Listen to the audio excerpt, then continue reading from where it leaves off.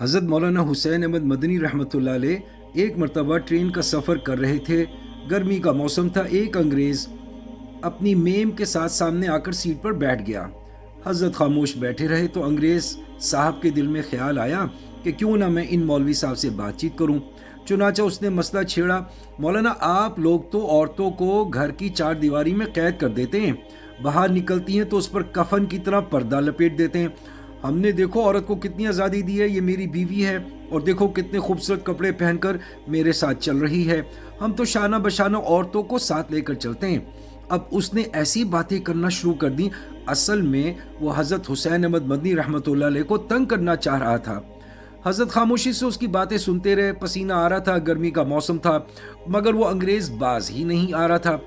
حضرت نے کافی دیر تو صبر کیا، پھر ساتھ شاگرد بیٹھا تھا، اس شاگرد کو کہا، بھائی گرمی کا موسم ہے، ذرا شکنجبین تو بناؤ اور پلاؤ۔ اس نے شربت بنایا، پھر اس نے اس میں برف ڈالی اور پھر اس میں لیموں نچوڑے۔ اب جب وہ لیموں نچوڑ رہا تھا تو انگریز صاحب بھی اس شربت کو للچائی نظروں سے دیکھ رہا تھا۔ تو حضرت رحمۃ اللہ علیہ نے کہا، یہ بار بار دیکھ رہا ہے شکنجبین کی طرف۔ حضرت رحمۃ اللہ علیہ نے اس سے پوچھا، کیا آپ اس شربت کی طرف بار بار دیکھ رہے ہیں؟ کیا بات ہے؟ اس نے کہا، جی گرمی کا موسم ہے، لیمو چیز ہی ایسی ہے کہ گرمی کے موسم میں اس کو دیکھ کر منہ میں پانی آ ہی جاتا ہے۔ اس پر حضرت مدنی رحمۃ اللہ علیہ نے فرمایا، بالکل اسی طرح عورت چیز ہی ایسی ہے کہ بے پردہ ہو تو اس کو دیکھ کر مرد کے منہ میں پانی آ ہی جاتا ہے۔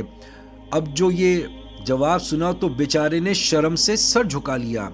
آج مٹھاس کا نام لے لو تو دل متوجہ ہو جاتا ہے، کھٹاس کا نام لے لو تو دل متوجہ ہو جاتا ہے۔